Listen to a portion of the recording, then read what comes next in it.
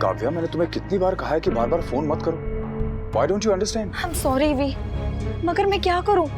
अनुपमा को होश में देखने के बाद मेरा स्ट्रेस लेवल और बढ़ गया है। वी, you have no idea what I'm going through. थोड़ी देर के लिए यहाँ आ जाओ ना, प्लीज वी, प्लीज। मैं नहीं आ सकता काव्या। तुम अच्छी तरह जानती हो मैं किस सिचुएशन से गुजर रहा हूँ इस समय। ऊपर से तुमने देविका को सब कुछ बता के मेरी प्रॉब्लम और बढ़ा दी है। तो मैं भी क्या करती वी? कभी नंदिनी, कभी तोशु, कभी देविका, एक एक करके सब मुझे कन्फ्रंट कर रहे थे। वी, मैं किस-किस से झूठ बोलती? कैसे हैंडल करती मैं इन सबको? तुम चाहती तो तुम डील कर सकती थी काव्या, लेकिन तुम्हें तो सच की देवी बनने का शौक था। लेकिन वी, काव्या प्लीज, मैं इस समय आर्ग्यूमेंट के मूड में बिल्कुल भी नहीं। वैसे ही मुझे अनुपमा का बहुत स्ट्रेस है। फोन रखो प्लीज। स्ट्रेस में तो मैं भी हूँ वी। तो डील विद इट जैसे मैं कर रहा हूँ। और अगर तुम चाहती हो कि मैं यहाँ पे सब कुछ छोड़ छाड़ के तुम्हारे पास आऊँ तुम्हें कंफर्ट देने के लिए, तो I am sorry, that is not possible. So please मुझे थोड़ी देर के लिए अकेला छोड़ दो। बार बार मुझे अकेला छोड़ दो, मुझे अकेला छोड़ दो क्यों कहते रहते हो वी? कहीं सच में तुम मुझसे पीछा छुड़ाने के बारे में तो नहीं सोच रहे हो ना?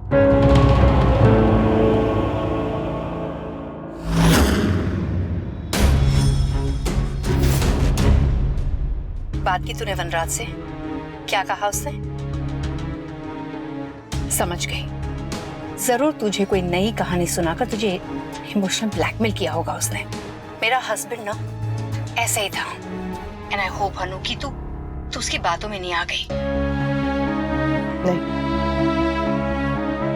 घर वालों को बताएगी? पता नहीं, जब रिश्ता खत्म ही हो गया है तो उसका दुख मैं अकेले मनाऊं कि सबके साथ, क्या फर्क पड़ता है? लेकिन वो आदमी अगर तेरे सामने आता रहा ना बार बार, तो तुझे उसका धोखा याद आते रहेगा। तो एक काम कर, तू मेरे पास आ जा। वो घर, माँ बाप, बच्चे सिर्फ तेरी जिम्मेदारी नहीं है, वनराज की भी जिम्मेदारी है। संभाले दे ना उसे। मैं इनकी जैसी नहीं हूँ देविका, ना बन सकती हूँ और ना ही बनना चाहती हूँ। मैं जानती हूँ कि मुझे अपने बारे में भी सोचना चाहिए, लेकिन अपने बारे में सोचने में और सिर्फ अपने बारे में सोचने में बहुत फर्क है। I am so proud of you Anu. एक आदमी का मन उठ जाता है ना रिश्ते से, तो वो रिश्ता तोड़ने के बहाने ढूंढता रहता है। लेकिन औरत खुद टूट जाती है, लेकिन रिश्ता तोड़ने नहीं देती। आई नो मैं क्या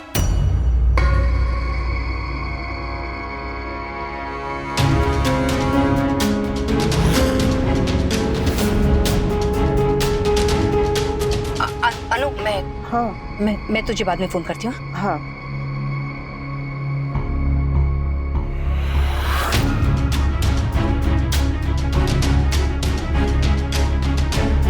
कुछ सीरियस बात चल रही थी? नहीं बेटा, कुछ भी नहीं, तेरा फोन है। मम्मी, हाँ। आप अभी तक ठीक नहीं हुए और आपने ये सब शुरू कर दिया। ये मैं कर लूंगी। अच्छा, मैं आपके लिए कोल्ड कॉफी बना के लाऊं? अरे वाह, मेरी स्वीटूडी इतनी बड़ी हो गई, मम्मी के लिए कोल्ड कॉफी बनाएगी? आपकी स्वीटी बड़ी भी हो गई और रिस्पॉन्सिबल भी। मम्मी, ऑल ओके ना? डॉक्टर ने कहा था कि आपको कोई मेजर शॉक। अरे डॉक्टर को क्या पता है, कुछ भी बोलते हैं वो लोग। अच्छा सुन, तोसु आ गया क्या? नहीं, अभी तो नहीं। और आपके कपड़े और सामान यहाँ कैसे? झिलमिल दीदी ने ना गलती से रख दिए होंगे। स्वीटी, मैं कुछ दिन के लिए तेरे कमरे में रह सकती हूँ?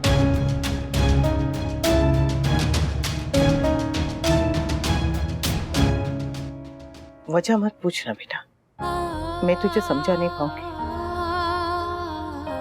मैं जानती हूँ तुम आजकल के बच्चे लोग को वो क्या प्राइवेसी वो चाहिए होती है, पर तू चिंता मत करा, मैं तुझे जरा भी डिस्टर्ब नहीं करूँगी। मैं सारा दिन तो मैं काम में रहती हूँ घर के, बस रात को सोने के लिए आऊँगी। पर अगर फिर भी तू कहे तो मैं। मम्मी प्लीज, आपको मेरी परमिशन लेने की जरूरत नहीं है, पर आप अपने रूम में क्यों नहीं रहना चाहते? I mean, आप 25 सालों से पापा के साथ उस रूम में, आप यहाँ उनके बिना रह पाओगे? सीख लूंगी,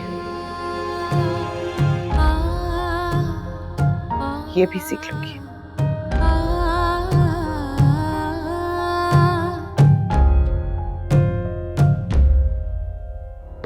वनराज, जी बा।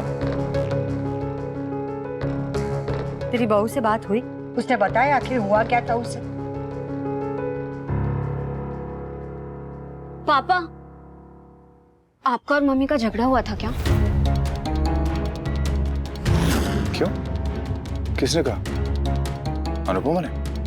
नहीं, पर मम्मी बोल रही थी कि वो कुछ दिन मेरे रूम में रहेंगी। क्या? हाँ, और मैंने मम्मी से पूछा कि आप पापा के बिना कैसे रहोगे, तो उन्होंने कहा सीख लूंगी। कदम इतना बड़ा है तो वजह भी बड़ी होगी। देखो बेटा, तुम अगर हमसे कुछ छुपा रहे हो तो साफ साफ बता दो, कहीं ऐसा ना हो जाए कि बात और बिगड़ जाए। अरे नहीं बापूजी, ऐसा कुछ भी नहीं है। मेरी डॉक्टर से बात हुई थी तो डॉक्टर ने कहा कि अनुपमा को थोड़े चेंज की जरूरत है, इसलिए उसने रूम चेंज कर लिया। वैसे भी अगर अपने रूम में रहेगी तो वो सिर्फ घर का ही काम सोचती है, इसलिए वो पाकी के रूम में थोड़ा सा उसको चेंज मिल जाएगा। पाकी बेटा, तुम अपनी मम्मी का ध्यान रखना, उनको कंफर्टेबल रखना। जी पापा।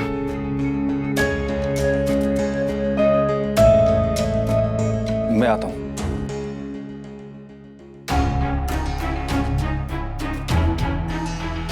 चेंज के लिए लोग शिमला मसूरी जाते हैं, दूसरे के कमरे में कौन जाता? मैं बस इतना चाहता हूँ, अनुपमा जहां भी रहे खुश रहे।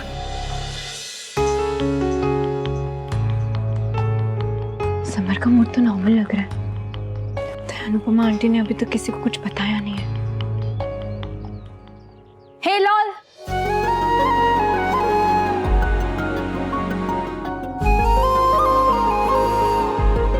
Lots of life on your face. कल तक तो विंटर थी, आज समर लग रही हो। मम्मी ठीक हो गई है ना, तो summer is back. I can see that. Mummy ना मेरी वीकनेस है। स्कूल में सारे दोस्त लोग मुझे कहते हैं कि मैं मम्मास बॉय, लेकिन इस बात पे मुझे बिल्कुल बुरा नहीं लगता। इनफैक्ट मुझे तो प्राउड फील होता है। मम्मी सिर्फ मेरी मम्मी नहीं है, वो मेरी BFF भी है, काउंसलर भी और डांस पार्टनर भी। मम्मी मेरी दुनिया है। वैसे समर, तुम बहुत लकी हो कि अनुपमा आंटी जैसी वंडर वुमन तुम्हारी माँ है। Lol, lots of lucky. वैसे अनुपमा आंटी का ख्याल रखना and keep her safe from Vanraj uncle and Kavya मासी। हाँ,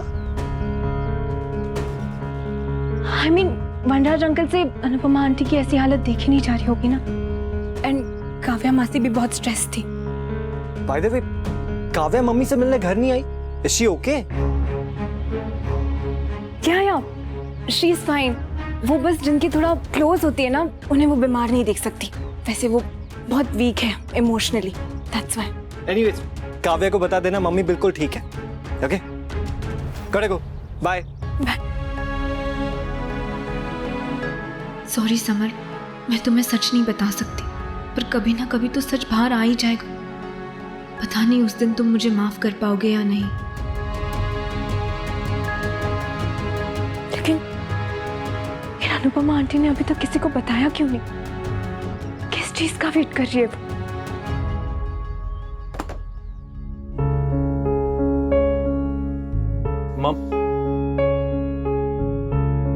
मम्मी को भी परेशान नहीं कर सकता, उन्हें रेस्ट करने की जरूरत है।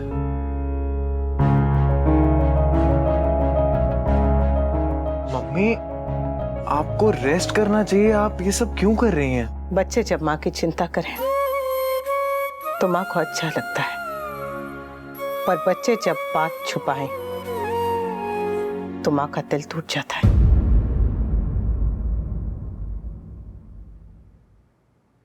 तेरे पापा और काव्या के बारे में तूने मुझे क्यों नहीं बताया दोस्त?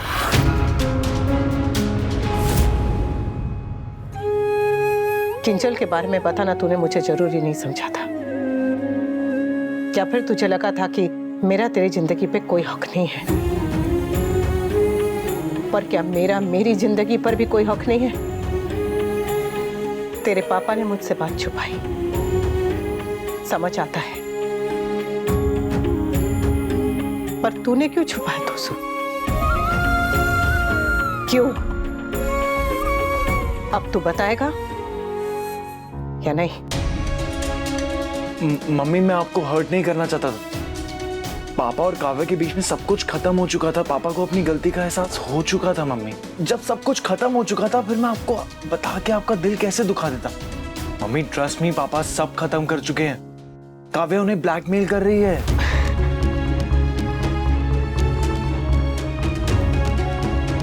ये सब तुझसे किसने कहा? तेरे पापा ने? मुझे लगता था तू अपने पापा पे गया है, पर तू तो बिल्कुल मेरे जैसा है,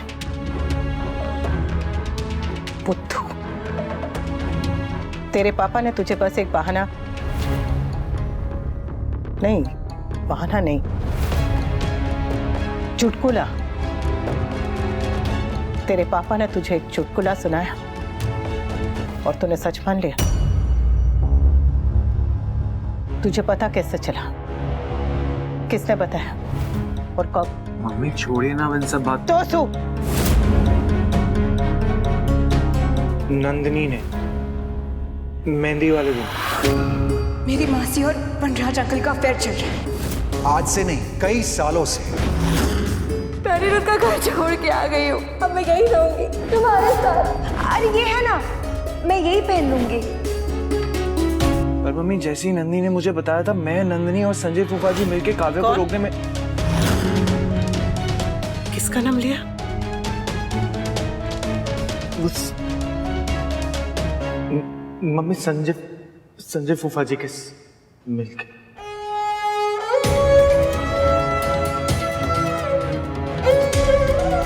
हुआ तो है, वनराज भाई आज पकड़े गए। संभल।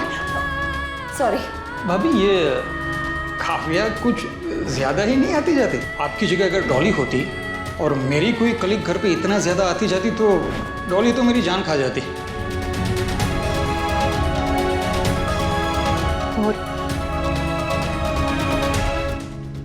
और किस किस को पता है? मम्मी प्लीज, और किसी को नहीं पता चला है। पापा ने अपनी गलती सुधार ली है। जो कुछ हो गया सो हो गया। आप सब भूलकर पापा के साथ एक नई शुरुआत कीजिए ना। तू अभी इतना बड़ा नहीं हुआ है तोसु कि अपने माँ के लिए फैसले ले सके। मुझे तेरे पापा को माफ करना है या नहीं, ये फैसला मेरा होगा, सिर्फ मेरा।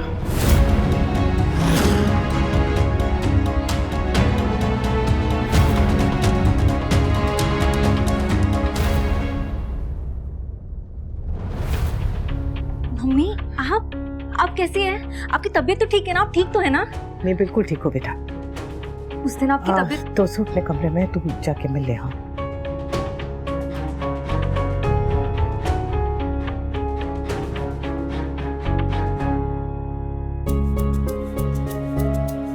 पारितोष, मम्मी को क्या हुआ?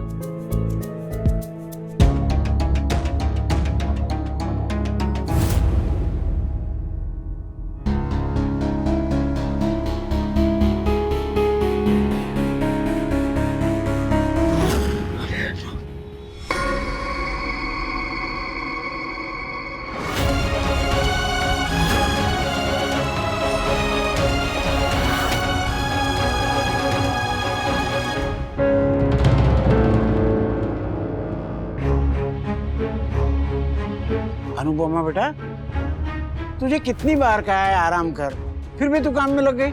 वो काम नहीं करेगी तो कौन करेगा जीजा जी? क्योंकि दीदी ने तो जुला पकड़ के रखा हुआ है, वरना वो कर देती। चुप कर भाई लू। वनराज बेटा, तू ही इसे समझा, हमारी तो बात सुन नहीं रही। अभी तो ठीक हुई है, ज्यादा भागदौड़ करेगी तो फिर से बिस्तर पकड़ लेगी, फिर घर का काम कौन करेगा? चिंता मत कीजिए बा, काम करूंगी तो ठीक रहूंगी, काम नहीं करूंगी तो बीमार पड़ जाऊंगी। हाँ बेटा, लेकिन काम करने के लिए शरीर में ताकत भी तो चाहिए। बापूजी मैं ठीक हूँ, और अगर थकान लगेगी तो मैं आराम कर लूंगी। तेरा मंगलसूत्र कहाँ है? कहीं तेरी जगह वो तो आराम नहीं कर रहा है ना?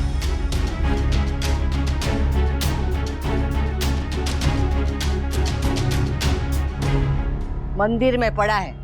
मुझे तो लगा कि फिर से तुझसे ही टूट गया होगा, तो तूने मंदिर में रख दिया होगा और पहले वाला पहन लिया होगा, पर तेरा गला तो खाली है।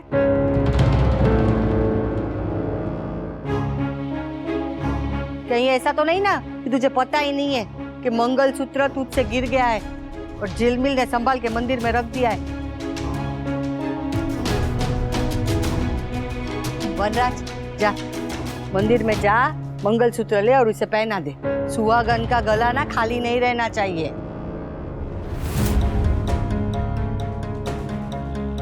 अरे जा।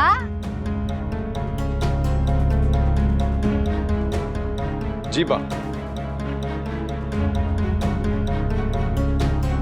पर तू क्यों खड़ी है? तू भी जा मंदिर में, पहन लो। जी बा।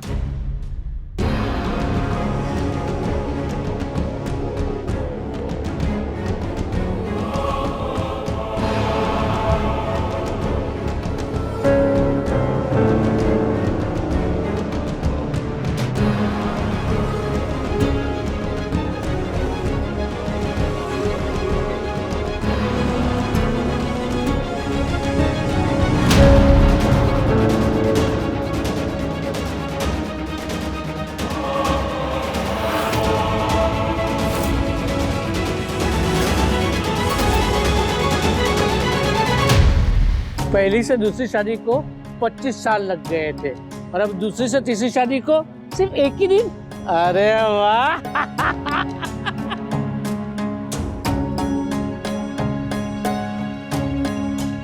वनराज देख क्या रहा है? पहना। अब ये पहनाने के लिए भी क्या मुहूर्त निकालना पड़ेगा? अब तीसरी शादी का खर्चा नहीं परवड़ेगा। हाँ।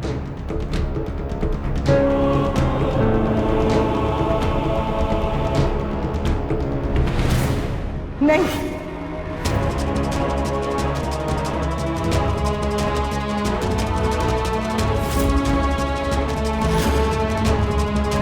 अरे सोच क्या रहा है? पहना पहना पहना।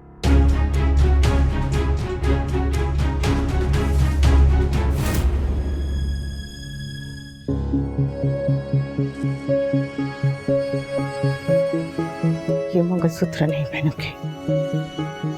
पहली शादी के वक्त भले ही मैं आपके मन में नहीं थी, लेकिन तब कोई और भी आपके मन में नहीं था।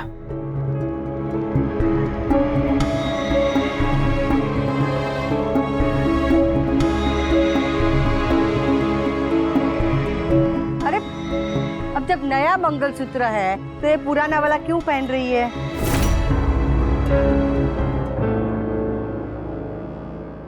बा, वो नए मंगलसूत्र की कड़ी कमजोर है, कभी भी टूट के बिखर सकता है। देखा, ये तो होना ही था। ये मर्दों को ना गहने खरीदने की जरा भी समझ नहीं होती है। चल ठीक है वनराज, अब वो पुराना वाला मंगलसूत्र ले और पहना दे। जी बा।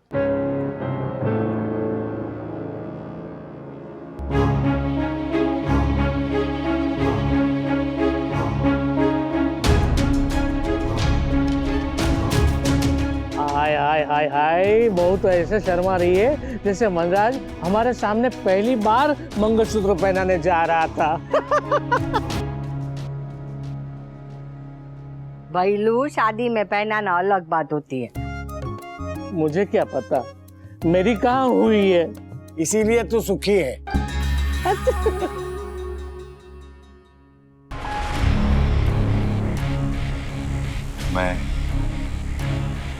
मेरा फैसला।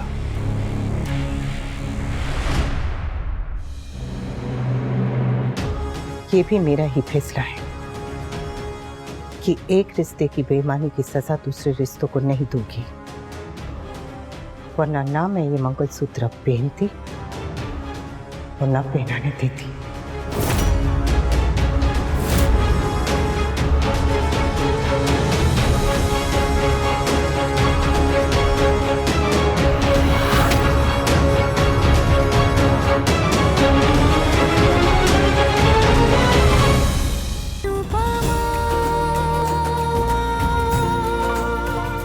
Subscribe to our YouTube channel